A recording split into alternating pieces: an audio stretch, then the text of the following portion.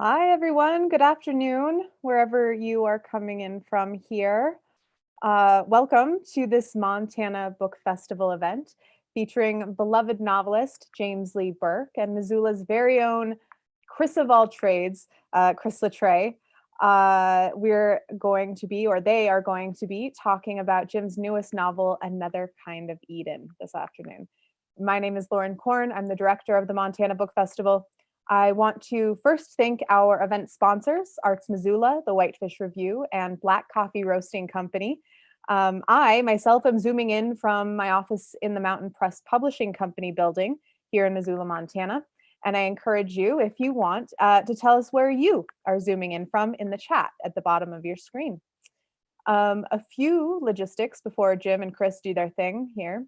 I'd like to invite you as attendees, as our audience, to submit your questions to Chris and Jim via the Q&A, specifically at the bottom of your screen. So your questions go in the Q&A, conversation goes into the chat. Chris and Jim will be addressing your questions throughout the hour, so feel free to throw those in there. On the back end of things, Andy, one of our lovely volunteers, will be helping me monitor both the Q&A and the chat for any logistical questions about the event. We're going to throw a link in there to so that you can buy Jim's book and just any other relevant things that you will need to know throughout this conversation. So with that kind of housekeeping out of the way, I'd love to introduce our authors. I'm going to do a quick here, turn Jim's camera on. And so I think, Jim, I'm asking you to start your video. Apparently I can turn videos off and mute, but I can't turn them back on. So Jim, can you turn your video back on? There you are. Awesome. Thank you. James Lee Burke is a New York Times best-selling author, two-time winner of the Edgar Award, and the recipient of the Guggenheim Fellowship for Creative Arts in Fiction. He's authored 39 novels and 2 short story collections. He lives in Missoula, Montana. Welcome, Jim.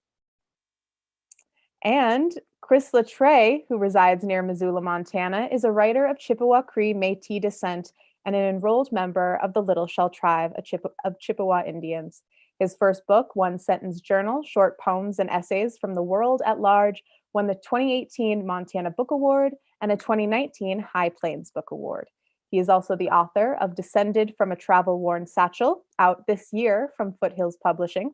His next book, Becoming Little Shell, will be published by Milkweed Editions, I think in the spring of 2022, right, Chris? Yeah, fall. All right. Fall winter, 2022, sometime next year, maybe. sometime, yeah. Well, welcome, Chris. Welcome, Jim. I'm going to turn things over to you. Okay. Well, I'm going to say just a couple words, and then I'm going to turn it over to Jim. I just want to talk about, the relationship that I've been fortunate to kind of establish with Mr. Burke, and kind of the inadvertent ties that he has to my own writing career. In that, my book, One Sentence Journal, which kind of really got my writing career, as we refer to those things, going, kind of was the result of a process of where I decided that in order to practice my craft, no matter what, I was going to write at least one sentence every day. And the very first sentence that I wrote as part of that project, way back in 2016 or whenever it was in reference to sitting in Les Schwab getting tires repaired with the mystery novelist James Lee Burke. And this was back before Jim and I even knew each other. So, I feel like without Jim, who knows if I would even be sitting here right now. And for everybody who has never had the opportunity to meet James Lee Burke, but thinks that he would just be the penultimate Southern gentleman that you want to hang out with, I'm here to tell you that is exactly correct. I love hanging out with Jim Burke, and it is truly an honor to be here in this, even in this weird virtual environment, to get to celebrate the work that this man has been so generous in giving us year after year after year at a level of excellence that most people don't even get to once. And yet Jim continually delivers. So, with that, Jim, I'm going to turn it over to you. I know we talked about you may be reading a little bit from the beginning of the book just to kind of get things going. Gee, I left my book upstairs. Well, then we'll skip that part. How about that? How's that for smart? Oh, jeez. Yeah, no, wait a minute. Hang on. Holy moly. Golly, all righty. Okay, yes. This is my new book, and I thought I would just read very briefly the opening pages, and they give you maybe a little sense of what the book is about and the America and the American West that I think can be written about from now throughout eternity. It's the best place on the earth. All right. This is narrated by a character named Aaron Holland Broussard, and he's in several of my books, and the story speaks for itself. Many years ago, knocking around the American West was quite a gig. Think of running along inside a boxcar, your heart bursting in your chest, slinging your duffel and your guitar inside and jumping in after them, and then 2 hours later, descending the Grand Divide, your head dizzy from the thin air, grizzly bears loping alongside the grain cars. The side door Pullman didn't cost a cent, and what a show it was. An orange moon above a Kansas wheat field, the iridescent spray of wheel lines, the roar of a stream at the bottom of a canyon, the squeak of an irrigation valve at sunset, the cold smell of water seeping through a walnut orchard at evening tide. Colorado had strange laws back then. Hitchhiking or hopping a freight could cost you 6 months in the can or on the hard road. The consequence was that bums and migrants riding a hot shot into Denver could get into the state but not out. So Larimer Street was overflowing with panhandlers and derelicts pissing and sleeping in alleyways and under the bridges on the Platte. In the spring of '62, I swung off a flat wheeler at the Denver city limits and slept 2 nights in the Sally. Then took a Greyhound bus down to Trinidad and hired on with the big dairy and produce farm that provided cabins and community showers and a dining hall for the workers. The owner was with Mr. Jude Lowry. Know why migrants are migrants?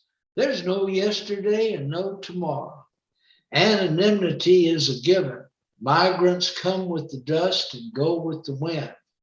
Mortality disappears with a cold bottle of beer in a juke joint. I had non-alcoholic blackouts back then, and because of the life I had chosen, I didn't mind.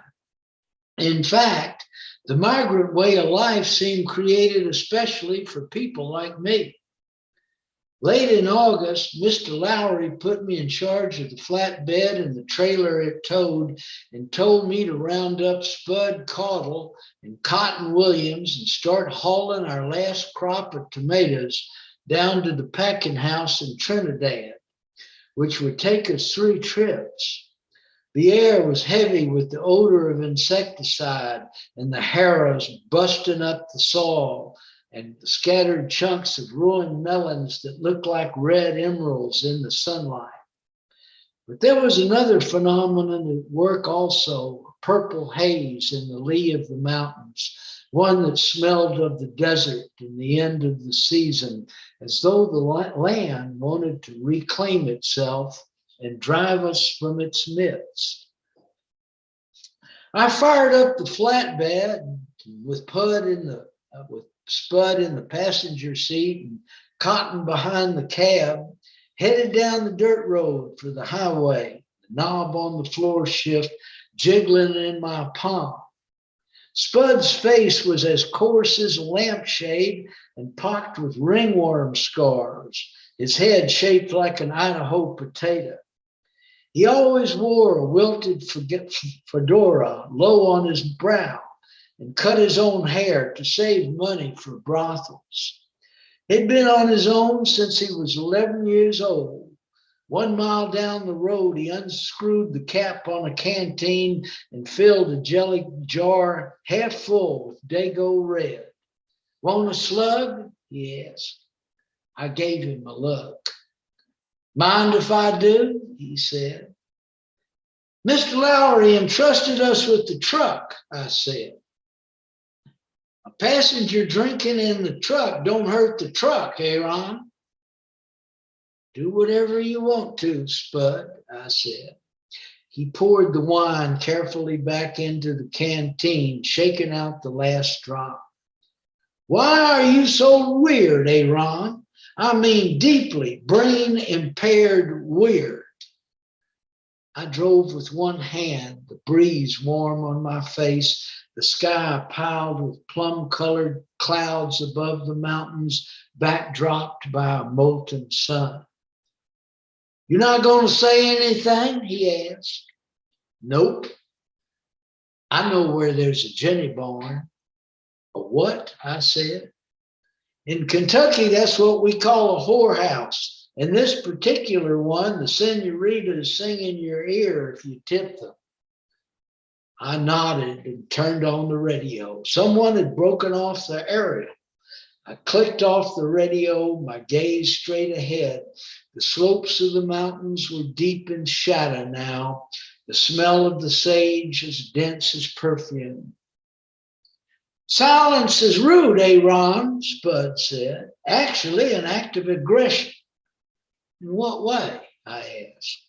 It's like telling people they've done something wrong or they're stupid and not worth talking to. You're a good fellow, Spud.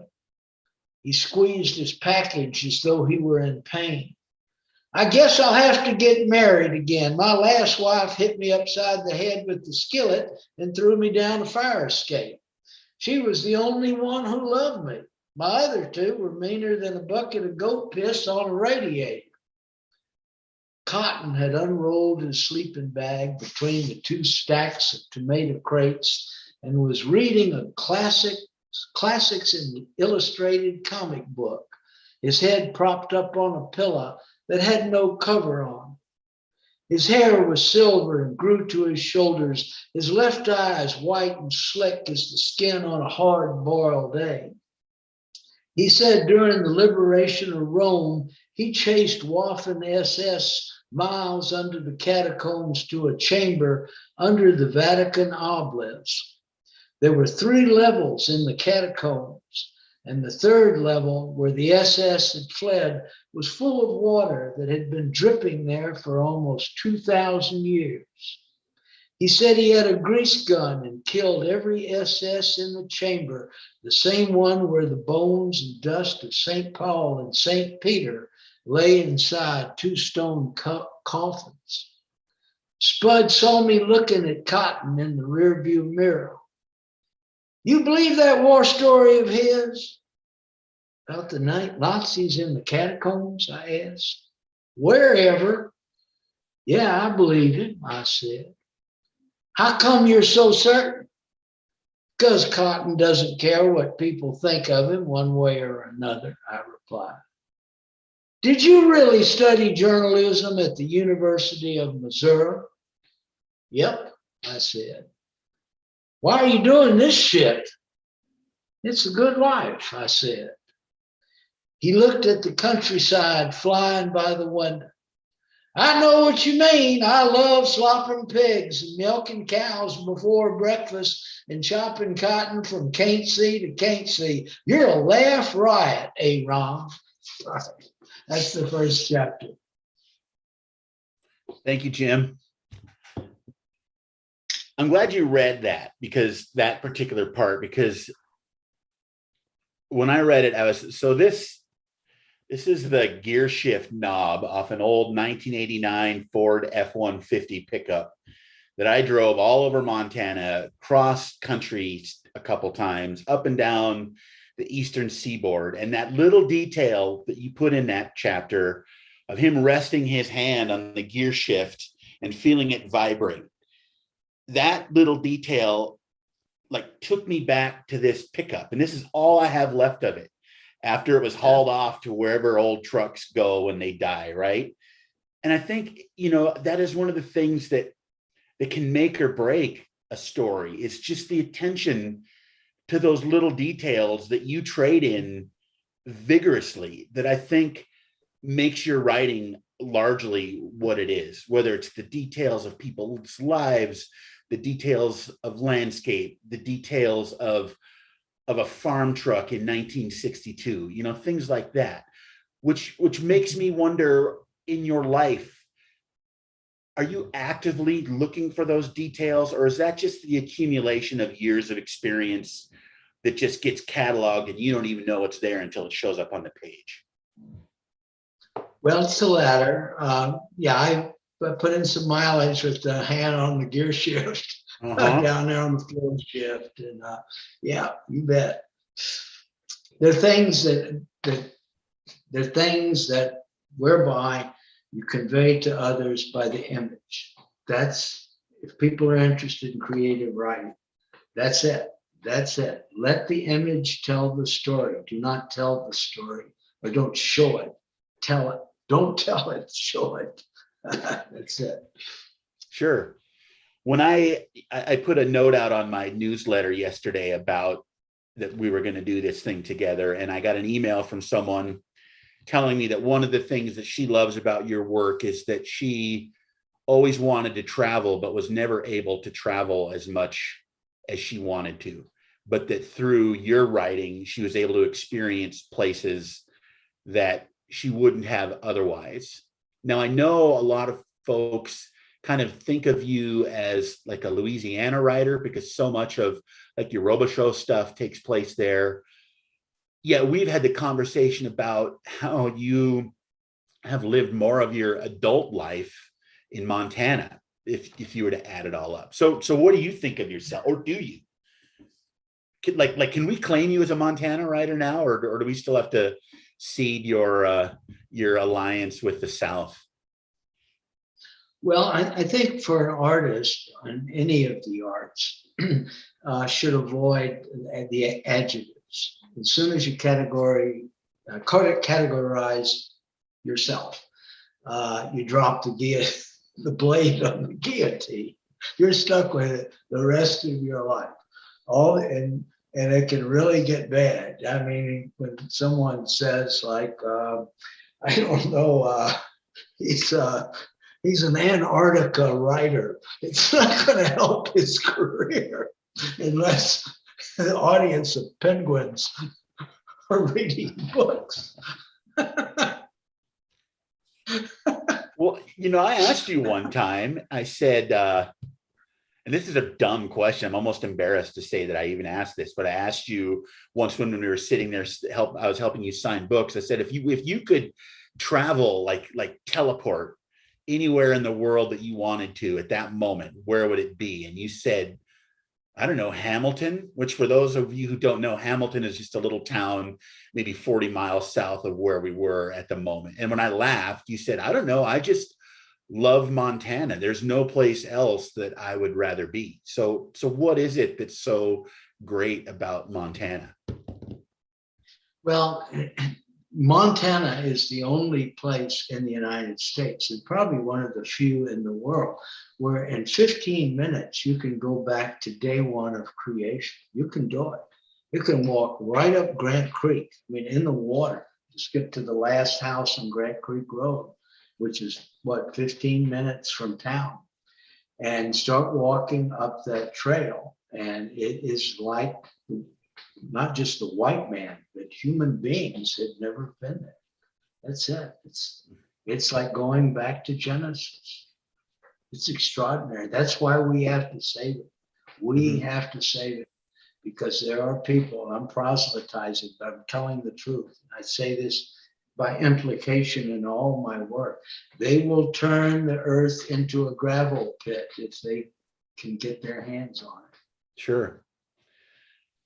Now you've talked about like the new book, which takes place in the early 60s. as being a story of our modern time also. How if someone looked at you quizzically, how would you elaborate on that to explain what it is that you're portraying happening in the 60s versus the things that we're seeing in our world today? Okay, and this is what you said, the essence of the book. It's set in 1962. Doesn't matter. The story is about today. Why? Because number one, in all art, time doesn't matter. The Homeric ballad or epic, the story in Genesis, that the human personality does not change. And if that is true, and I believe that it is, how can the story, the essence of the story, which is good and the struggle between good and evil, how can it change? Also, the human personality does not change. You know, a very interesting book, historical book, is called The History of the Church, which is not really the history of the church, but it was written by a Roman bishop named, what's his name? Golly. Anyway, he wrote it in the 4th century. It was during the time of the persecution, you know, the descriptions of the fate of the Christians in the Roman arena. It's terrible. You know, but the point is, when you read the story, you suddenly realize that, my God, this isn't about ancient Rome. It's about today. And the same characters are there. I mean, how do you deal? How do you surpass as a writer of drama, characters like Caracalla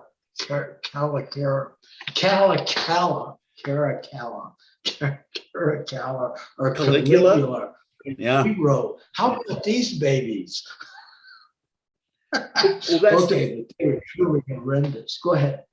I mean, it's like you can't get away in fiction sometimes when the reality is that real world characters were so beyond what we would expect people to actually do, that if you write them fictionally, people say, oh, no one would ever do that. Everybody's already done all that stuff. All those despicable characters, we can't outdo them, right? Well, there are those who might say that, but I think that's not quite genuine.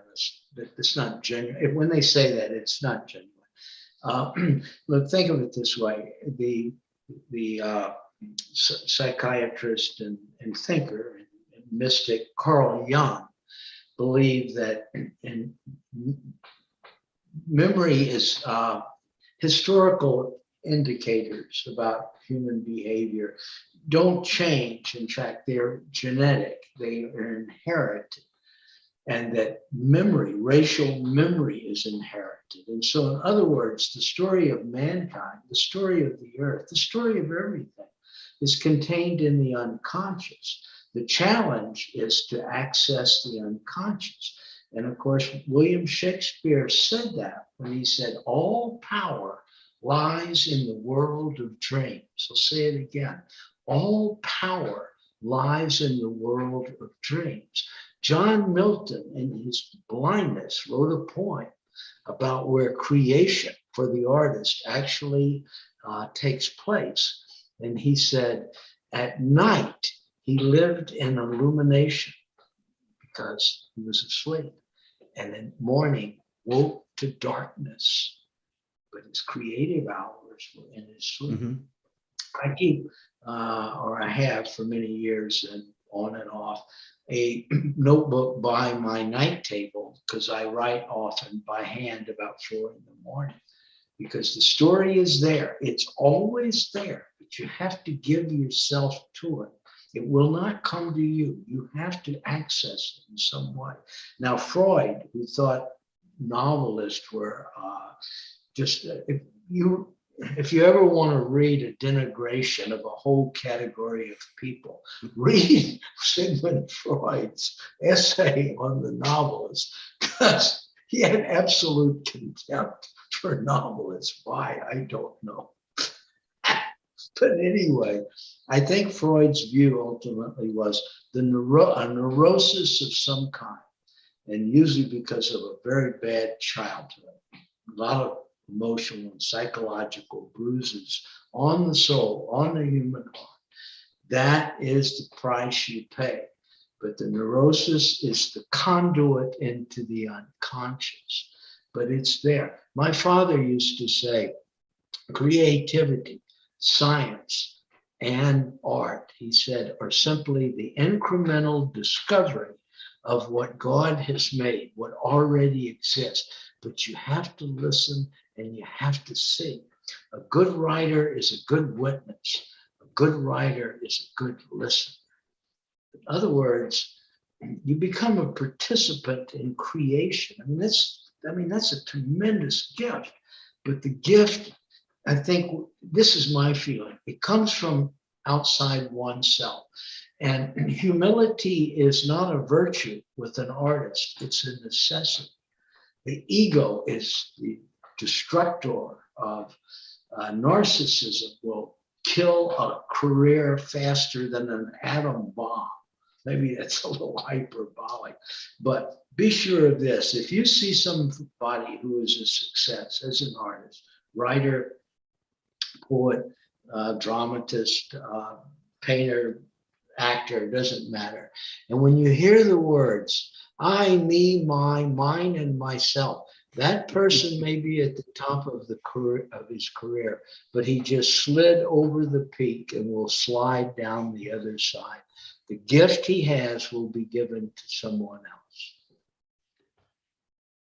I've never seen the exception. Yeah. One of the things that having gotten to know you a bit, I see details from what Jim Burke, the man, is like in your work. So like one of the things that your characters are often doing is, a character comes into a scene and is offered a drink, is offered, do you want a glass of water? You want a soda? There's people are going to meals a lot. And that is kind of endearing to me, because I don't think I've ever taken 4 steps inside your front door without you offering me a soda. And whenever we get together, if we're together for more than 30 minutes, I think you've even offered to make me a sandwich before.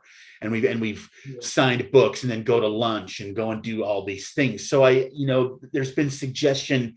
I mean, there's those kind of surface things that I just wonder if that's a cultural thing. Am I reading too much into it? Or is that something you do on purpose with your characters?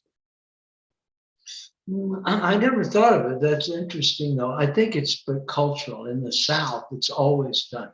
Not to, in fact, I know it. It's just without exception.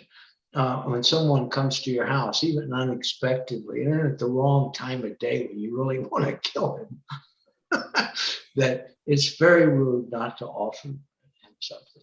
That's right. The South is a very hospitable place. I know it's not portrayed as such, but it's extreme. But manners still matter. Manners are still matter in the South. And it's just a way of life. Even people who have very bad political, racial attitudes. But manners are still, for good or bad, a very strong part of the culture. Robert Penn Warren wrote an essay on that once. Yeah. Well, how autobiographical are the Holland books? I've heard it suggested that the Holland family books that you write, of which there's half a dozen at least now. Yeah. It's hard for me to keep them straight because they're not linear necessarily. But are they like how much of Aaron Broussard are we seeing Jim Burke? Well, the character defects are quickly recognizable.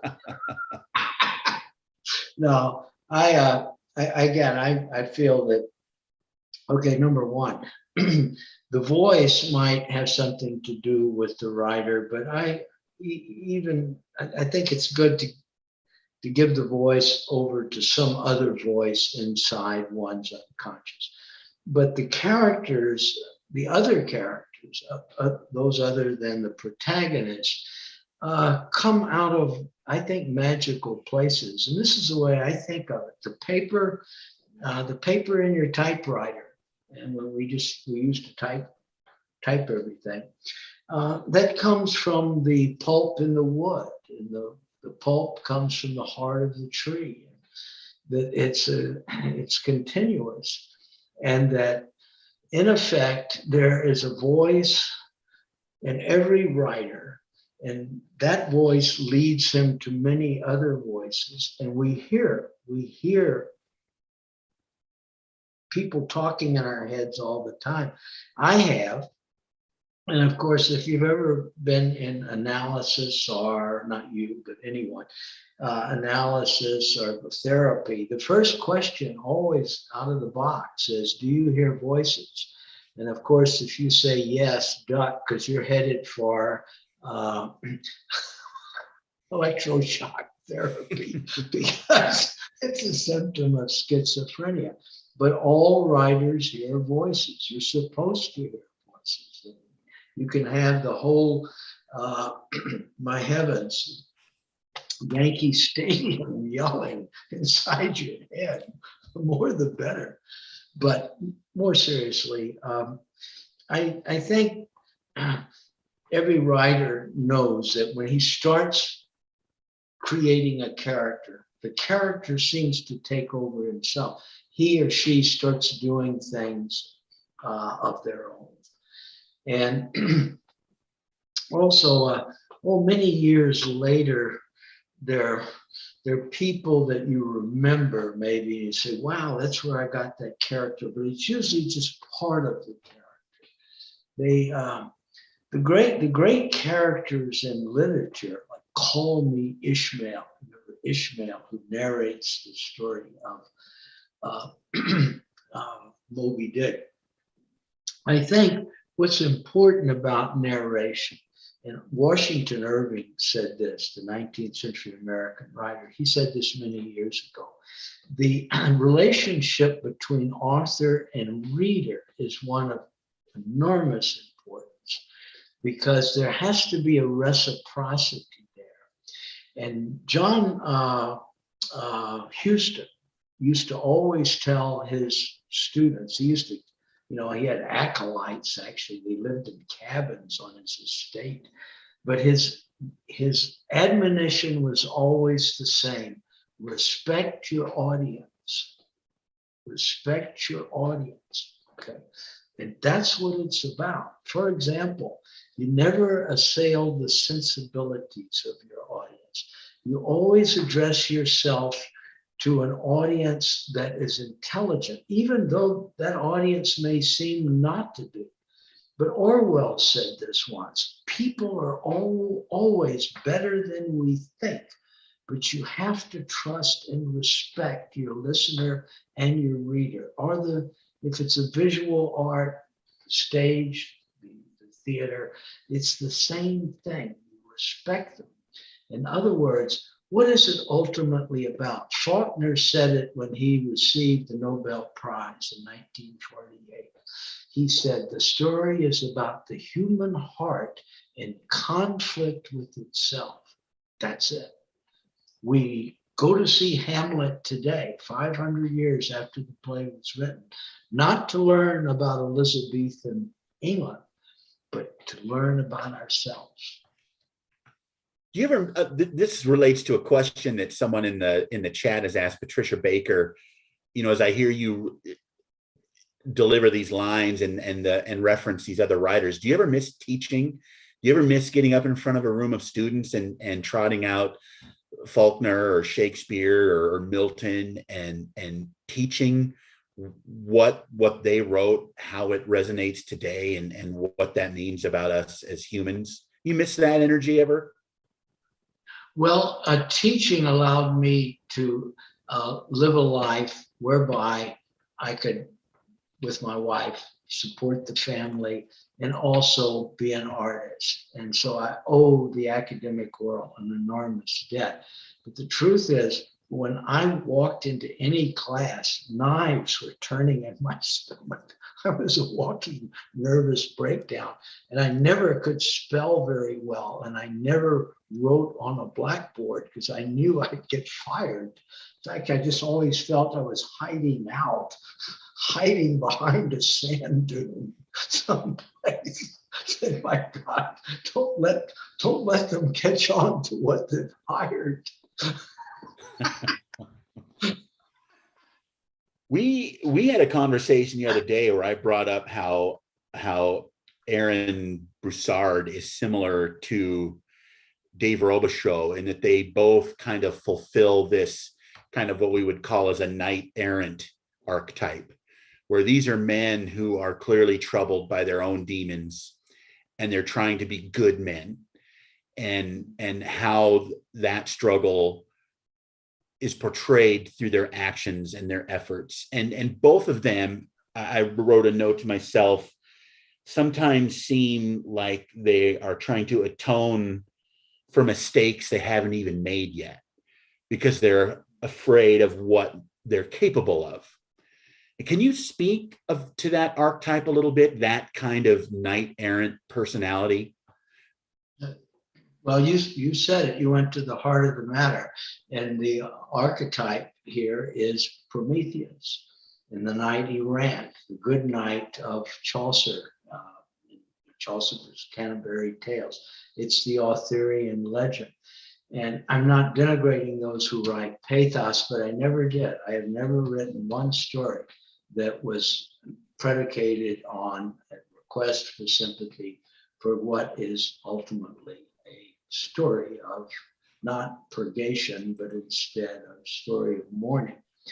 I think an important book, if a person wants to read how to write good prose or to create good stories, is the collection of essays by Aristotle, Poetics, because he talks about the distinction between pathos and tragedy, or the fall of grace, the fall from grace of a noble character, which is the tragedy, though, always ends with somehow a reconciliation, a feeling that a light bearer might be stricken, might be killed, terrible things happen, but he has made the way, he has made in some way the earth a little bit better place to live in. And so we began to think about successful protagonists in American fiction. Huckleberry Finn. Let's think about that. Huckleberry Finn is really a student of Aristotle, that he understands good and evil. He understands, and even when he fails, because he treats Jim, the runaway slave, unfairly a couple of times, and then he repents, of course. But the Dave Robichaux character in my books is directly right out of the everyman plays of the Middle Ages. He gives voice. He's the blue-collar knight who gives voice to those who have none. And I think that all the great stories are still with us, but they originated back there with Homer, and also in the Bible, of course, and of course during the Middle Ages, and then the Grand Renaissance, all those wonderful centuries, 3 or 4 centuries, that produced the greatest art in the world. Art, paint on the ceiling of the Sistine Chapel, but more importantly for us as writers, the Elizabethan theater. I remember I visited Shakespeare's theater, the Globe Theater, and a replica of it, but with exactitude. It's replicated exactly as the 16th century original. Is there on the banks of the Thames River. And there was a bridge across the river onto the other bank, where there was a horrendous section of town there back in the 16th century. There was a place called Pissing Alley. But all of these fellows who came from the Globe Theater culture would be over there drinking late at night. And that included Christopher Marlowe, Ben Jonson. And my heavens, William Shakespeare. But you can go on and on and on with the names that were all around it there at one time at the same place. I said, gee, what would it have been like to work with these guys? And of course, that's why Shakespearean plays were probably so successful. Many other people had their hand on it too. He did most of it, but he had some pretty good. It's like William Faulkner calling up Ernest Hemingway and I don't know, Tennessee Williams and Sure. Golly, Sylvia Plath, and saying, let's get together tonight and let's talk about my new idea. Right. Do you pretty much? I'm sorry. No, okay. Go ahead. I'm reflecting on the books that I know that I have seen go towards your house, and I don't think that I have seen you choose any contemporary fiction. I know you read a lot of nonfiction.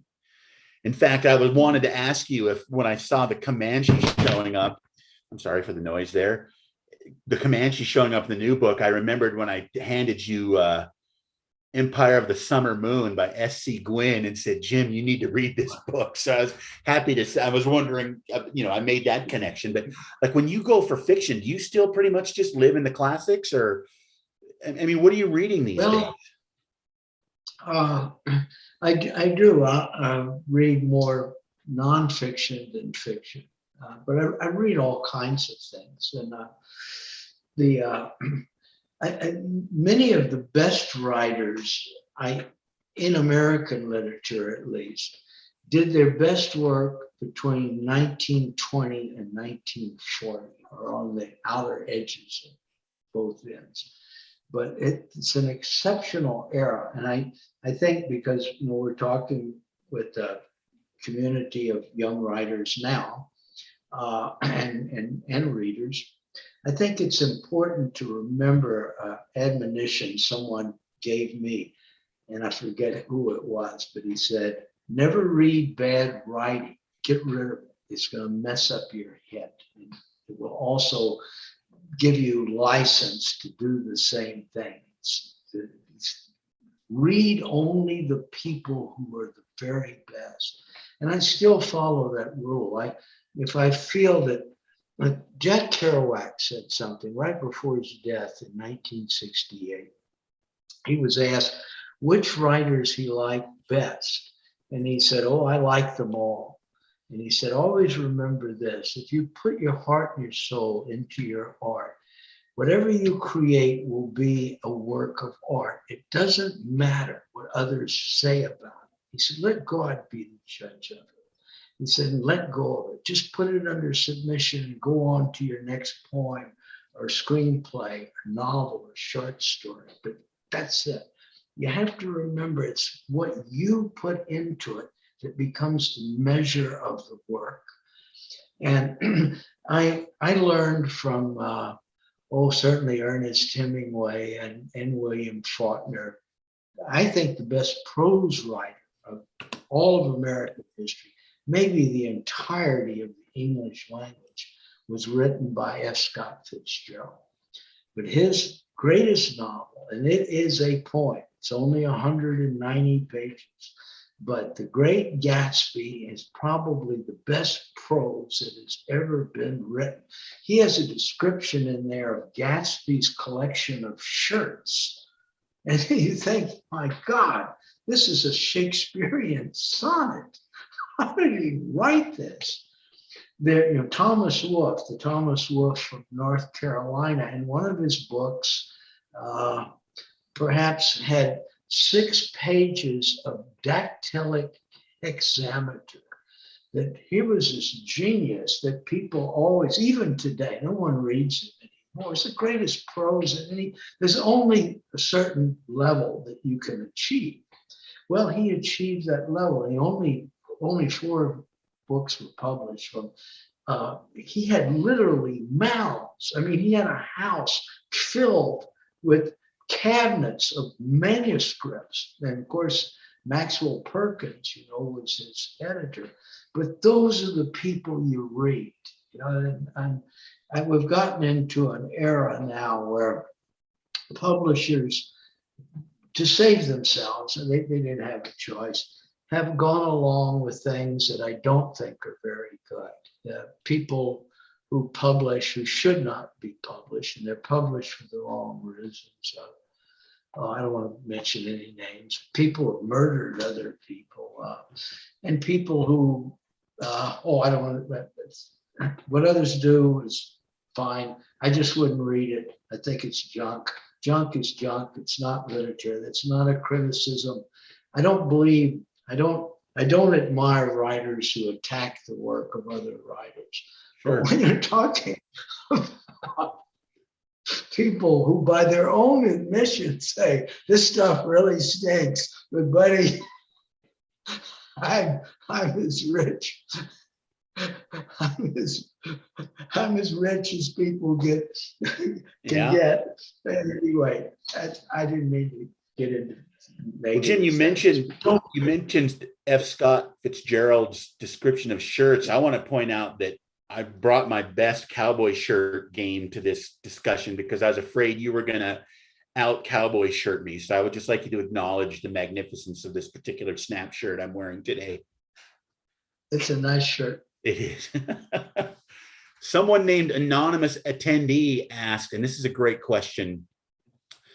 In Another Kind of Eden, one of the characters says that all evil is collective.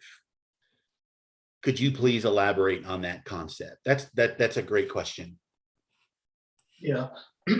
Well, of course, well, number one, I consider all great literature to have, at least to some degree, a center, a plot center that deals with good and evil, the struggle between good and evil. I don't see how, art is not amoral.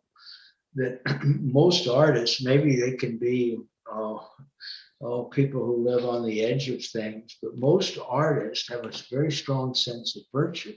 Why? Again, because without it, their art will die. It's like a flame consuming itself. But I think that maybe it has something to do with early legends that all seem to be about the pursuit of light. And also it has something to do with the age of chivalry. But the earliest legends among pagan people, the Celts, for example, had to do with horses racing across the heavens, chasing the stag. Well, that became, at least it seems to, maybe it gave birth. Now, this is anthropologists argue about this, but so there are some people who at least have believed this is where the Arthurian legend came from in the search for the Grail. But it doesn't matter. It's about a search for something that is larger than ourselves. And I mentioned the great ballad, The Song of Roland. Almost every book I have written for many years, for decades, and I finished my first successful novel when I was 23 years old, and I'm 84 now. That the story that we see in Roland is the story of all Occidental literature. Now, where do we see that most in the West? Well, the geographical West, which is the story of America. But the story of the American West is the story of humanity. And the man who told me that was my teacher, John Neihardt, who wrote Black Elk Speaks, which is, this is a mystical book. And John Neihardt lived among the Indians for 9 years, and he was around them all of his life.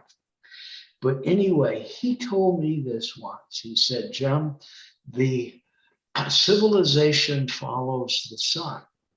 And he said, in this case, in our literature, that's the story of the American West.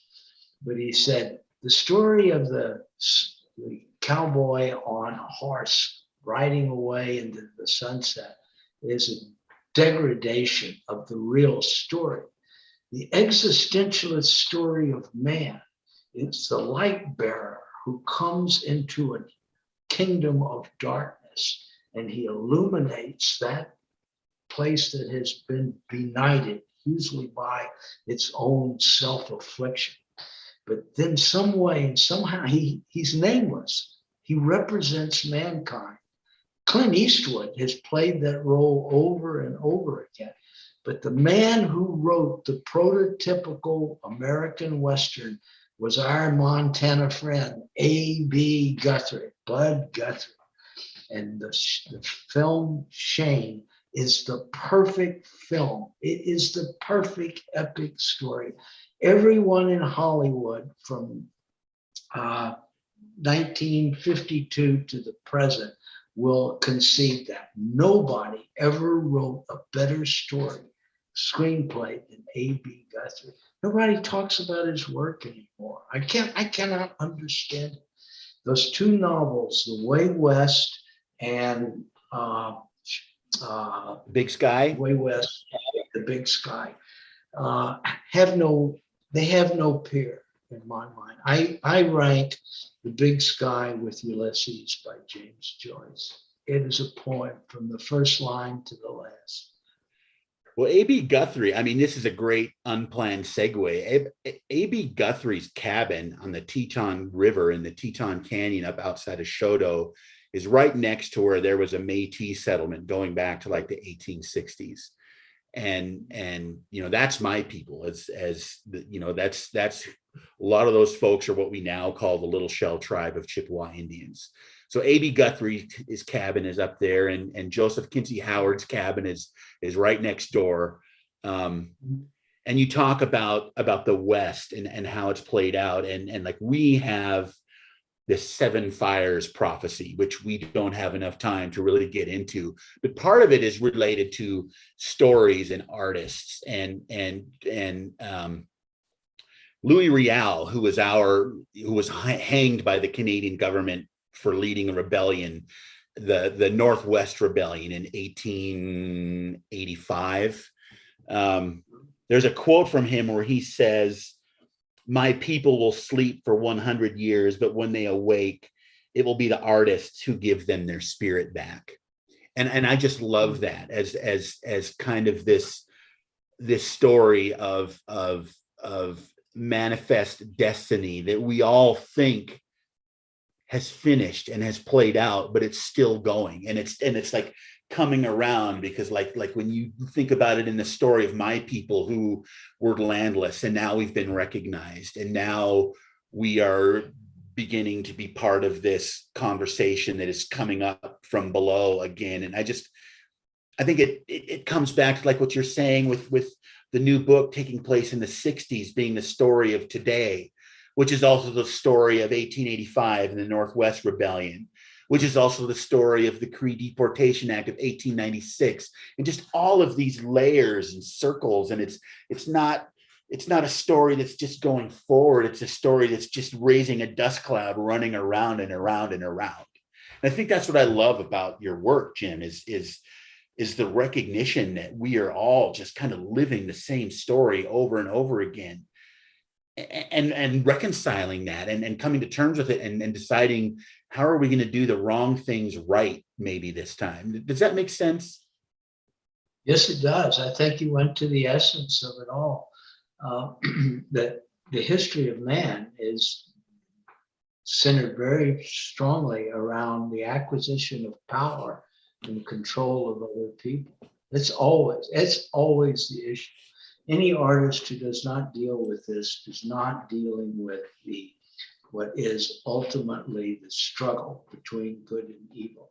It is about the misuse of power.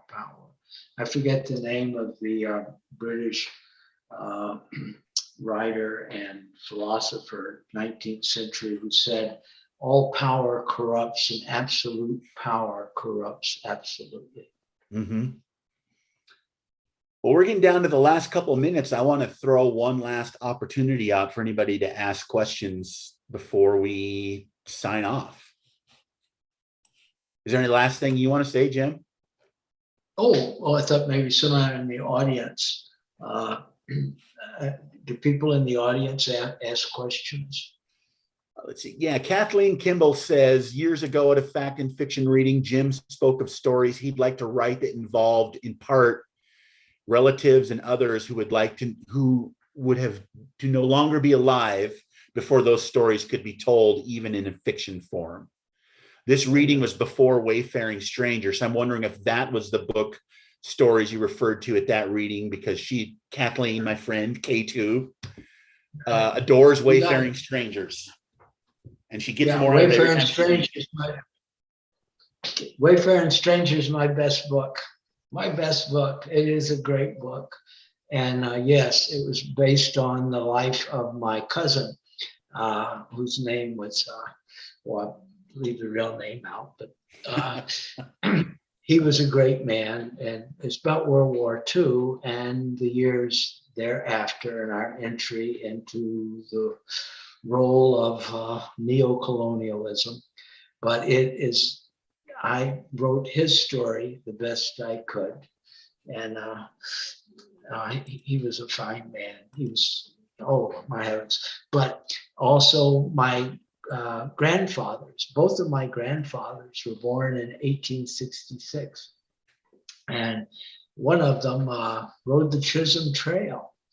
But I knew many stories I knew them both well till the end of their lives. Mm-hmm. But I knew some great stories. I was a good listener when I was a kid. I always wanted to be with my grandparents because they could tell them the stories about the 19th century that slipped away from us.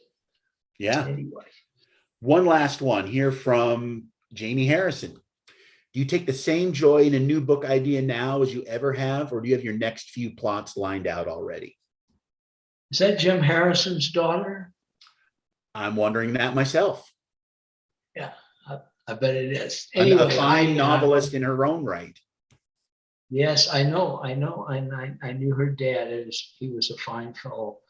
I'm sorry, and the question was, what was it? It is her. The question is, do you take the same joy in a new book idea now as you ever have?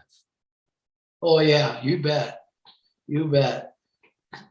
Anyone who doesn't want to write, a writer who has talent, who doesn't want to write, has got a real problem.